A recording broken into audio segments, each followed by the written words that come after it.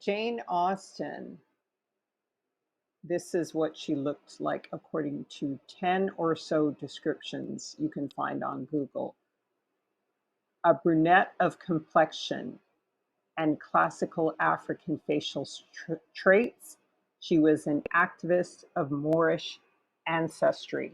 So brunette means brown skin, not brown hair. That's the original use of it in the English language. Austen is very insistent about the brown and very brown complexion of the special beauty of her heroines.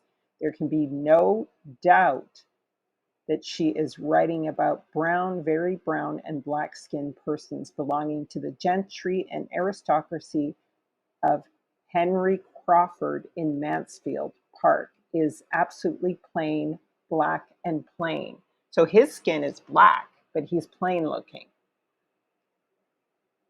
In Northanger Abbey, two women talk about their favorite complexion in a man, dark or fair. This is answered, I hardly know. I never much thought about it.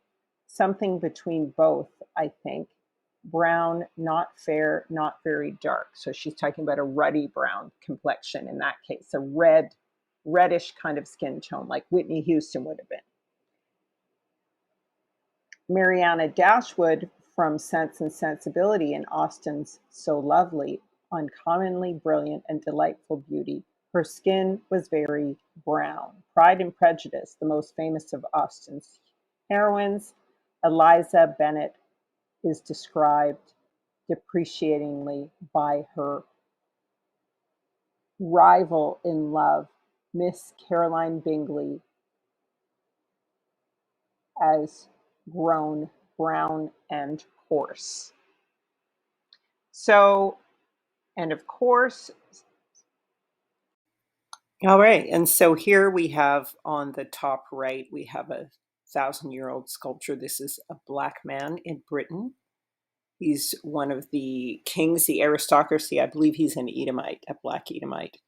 In the middle at the top is an ancient German Bible, and that is the Queen of Sheba as rendered in the Bible. And on the left, there is a French rendering of Anne Boleyn, as I guess this is either whitewashed or she's very fair-skinned. Maybe this is a little bit later in the eras.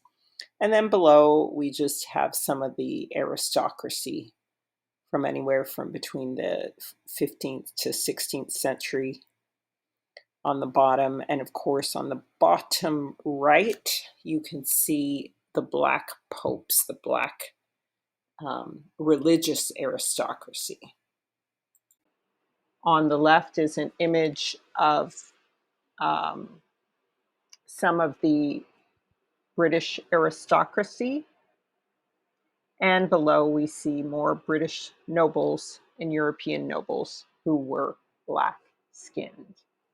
And of course, this is, I love showing this Moldavia image of the time in Egypt, the Red Sea, or the blood in the Nile, and of course, the coming of Messiah.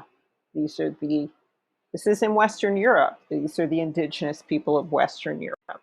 And of course, these are the later kings and queens after 1000 AD. And so you want to talk about the original aristocracy. The original aristocracy from North Africa, aka what people call Western Europe. The original aristocracy, kings and queens of the world, were called Negad, which means prince, or Nega, which means light. So these people were a light to the nations, and these were the princes and chiefs of the earth. And Jane Austen was among them.